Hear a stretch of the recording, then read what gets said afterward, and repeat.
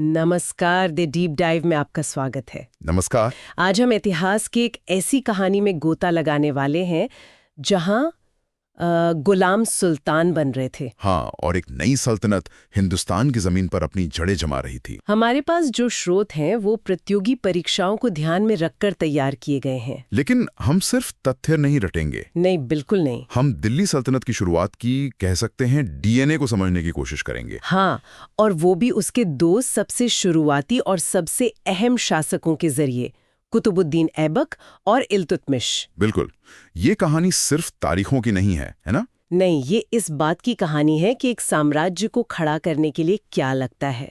एक तरफ ऐबक है जो नींव का पहला पत्थर रखता है, और दूसरी तरफ इल्तुतमिश जो उस नींव पर एक ऐसी मजबूत इमारत खड़ी करता है जो अगले 300 साल तक टिकी रहती है।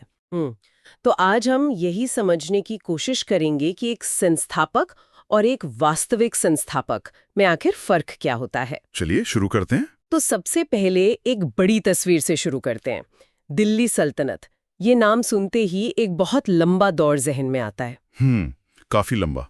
ये दौर पूरे 320 साल का था, 1206 से लेके 1526 तक, जब तक बाबर नहीं आ गया। हाँ, और इस लंबे अरसे में 5 अलग-अलग वंशों ने दिल्ली से राज किया।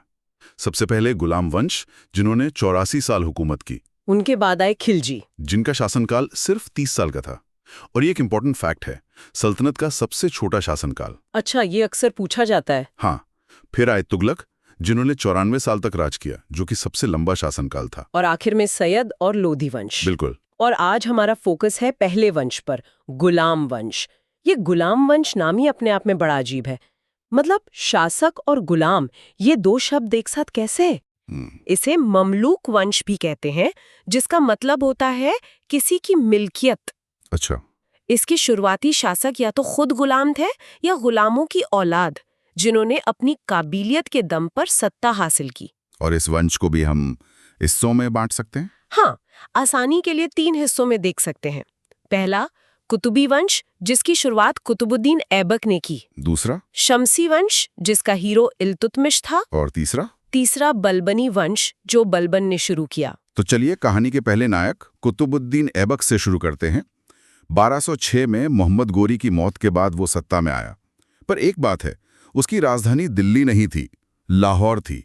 ऐसा क्यों? देखिए, उस वक्त लाहौर ज्यादा सुरक्षित और स्थापित केंद्र था। दिल्ली अभी भी एक तरह से फ्रंटियर इलाका था, सीमावर्ती इलाका। हाँ, ऐबक का पूरा ध्यान उत्तर पश्चिम से होने वाले हमलों और अपने प्रतिद्वंदियों पर था। पर उसकी उपाधियां बड़ी दिलचस्प हैं। उसे लाख बख्श कहा जाता था। मतलब लाखों का दान देने वाला। हाँ। तो क्या ये सिर्फ उसकी दरियादिली थी या इसके पीछे कोई सियासत भी थी? आपने बिल्कुल सही नब्ज पकड़ी है। मतलब एक नया शासक जो गुलामी से उठा हो, उसे अपनी पहचान बनाने के लिए ऐसी छवि की जरूरत तो रही होगी। बिल्कुल, ये सिर्फ दान नहीं था, ये एक तरह का पॉलिटिकल पीआर था। लाख बख्श और पील बख्श, मतलब हाथियों का दान देने वाला, जैसी उपाधियां उसकी एक नरम छवि बनाती थीं, ताकि लोग उसे स्वीकार कर सकें। हाँ, तुर्क सरदार और स्थानीय लोग दोनों। और कुरान खां की उपाधि, क्योंकि वो कुरान सुरीले अंदाज में पढ़ता था, उसकी एक धार्मिक छवि बनाती थी। तो ये सब अपनी वैधता स्थापित करने के तरीके थे। एग्जैक्टली। और उसका सत्ता तक का सफर भी सीधा नहीं था। वो गोरी का दामाद तो था, लेकिन गुलाम भी। ये रिश्ता कितना जटिल रहा होगा। बहुत ज्यादा। अच्छा। उसे बचपन में निशापुर के बाजार से एक काजी ने खरीदा था। अच्छा। उस काजी ने उसे पढ़ाया लिखाया, बाद में उसे मोहम्मद गोरी ने खरीद लिया। और गोरी ने उसकी काबिलियत को पहचाना और उसे अमीर आखूर बना दिया। ये क्या पद था? शाही घुड़साल का प्रमुख। उस जमाने में ये बहुत बड़ा पद था। धीरे धीरे वो गोरी का सबसे भरोसेमंद सेनापति बन गया, लेकिन वो हमेशा गोरी का गुलाम रहा। और यही बात उसकी सियासत में झलकती है। कैसे? मेरा मतलब है, गोरी के बाद तो वो आजाद शासक था, फिर गुलामी की छाप कहाँ दिखती है? ये उसके सबसे बड़े राजनीतिक फैसले में दिखता है। उसने कभी सुल्तान की उपाधि ली ही नहीं। कभी नहीं? नहीं, वो खुद को मलिक या सिपह सालारी कहता रहा।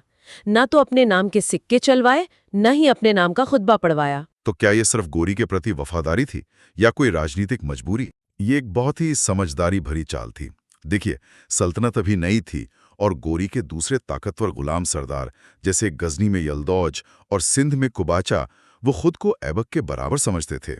अच्छा, अगर ऐबक सुल्तान बन जाता तो ये उन्हें सीधी चुनौती होती। और गृह युद्ध? हाँ, मलिक और सिपह सालार बनकर उसने खुद को बराबर वालों में पहला के तौर पर पेश किया। First among equals. बिल्कुल। इससे विद्रोह का खतरा कम हो गया।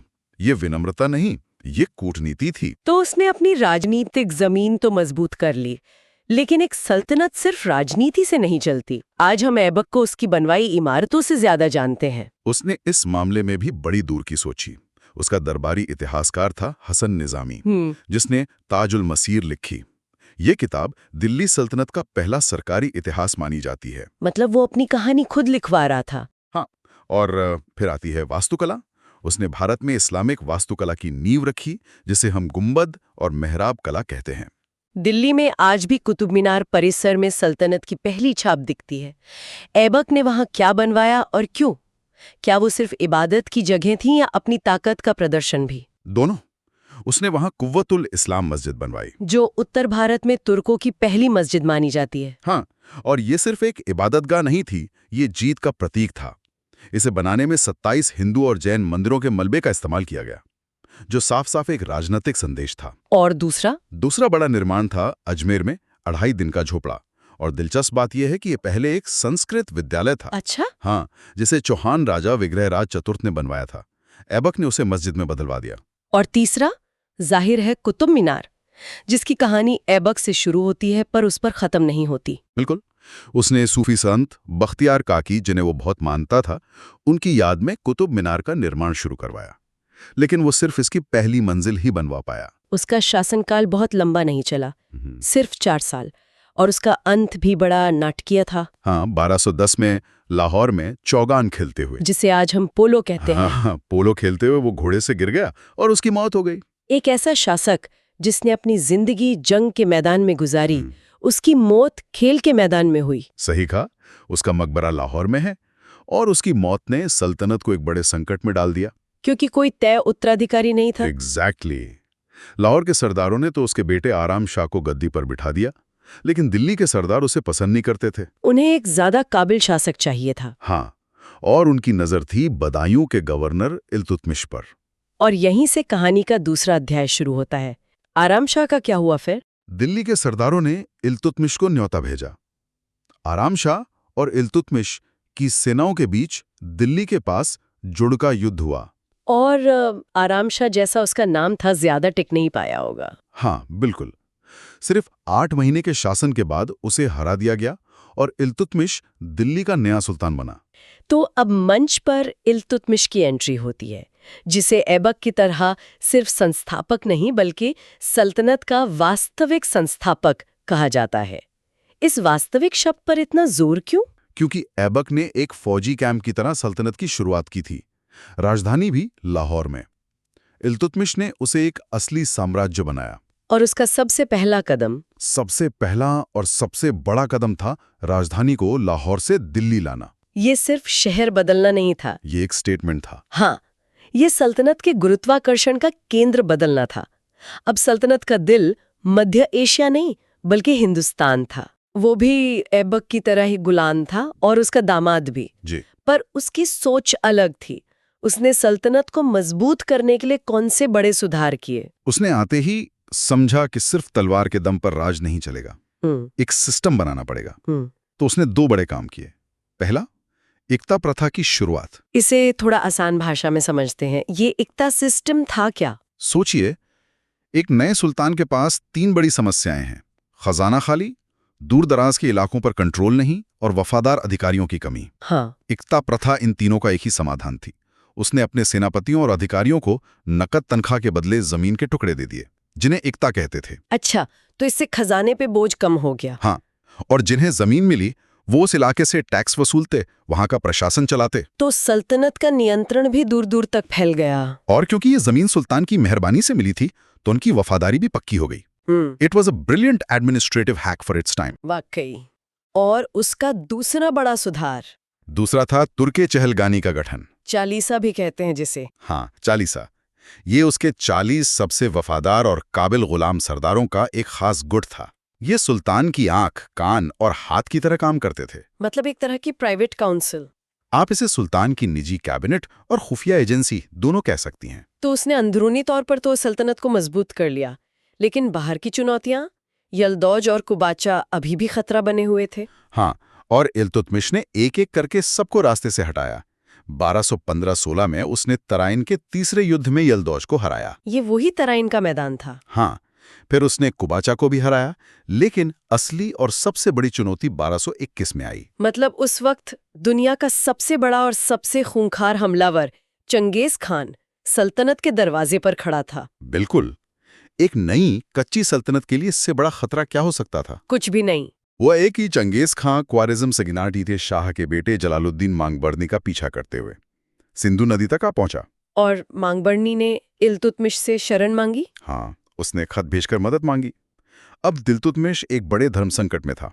लेकिन क्या इसे कायरता नहीं माना जा सकता था, एक शरणार्थी को, वो भी एक मुस्लिम शहजादे को, वापस भेजना? जरूर उसके दरबार में भी इस पर बहस हुई होगी, लेकिन इल्तुतमिश एक भावुक नहीं बल्कि एक यथार्थवादी शासक था।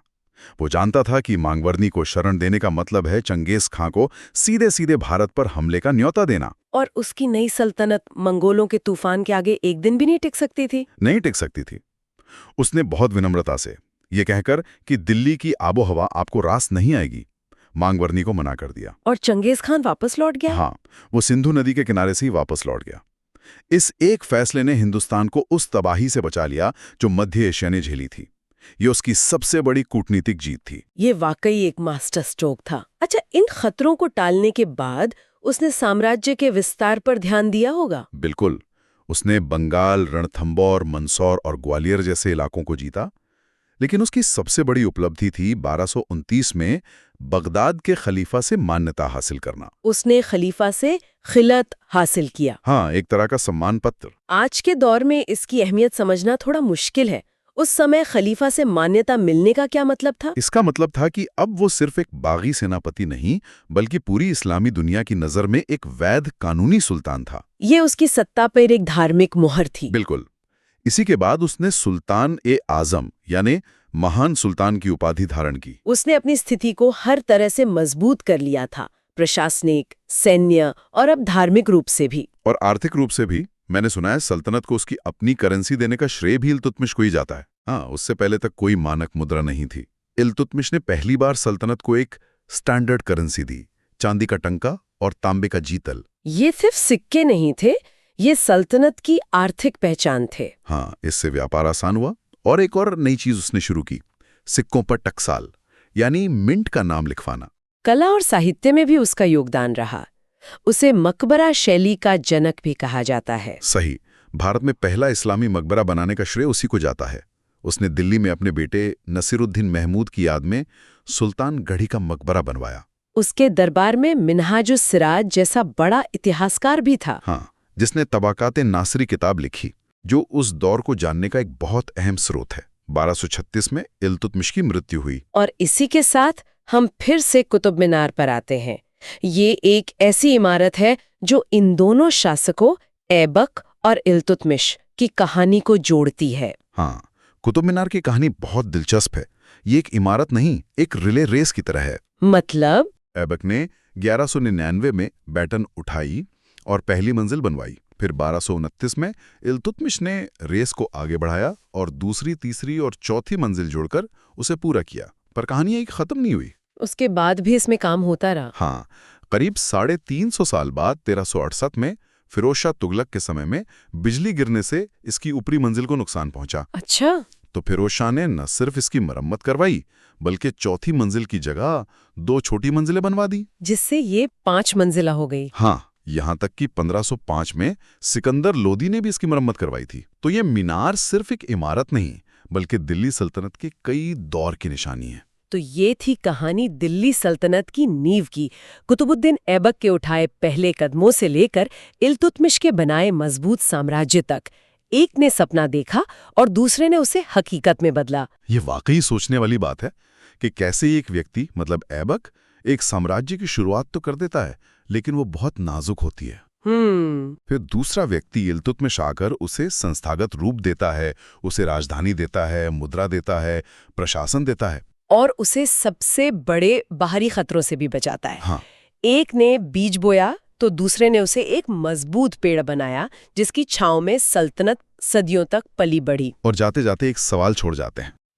ऐबक, जिसने डर या कूटनीति के चलते सुल्तान की उपाधि तक नहीं ली, और इल्तुतमिश, जिसने खलीफा से मान्यता लेकर खुद को सुल्तान आजम घोषित किया। अगर इनमें से किसी एक को इतिहास से हटाना पड़े तो किसके बिना दिल्ली सल्तनत की कहानी ज्यादा अधूरी होती?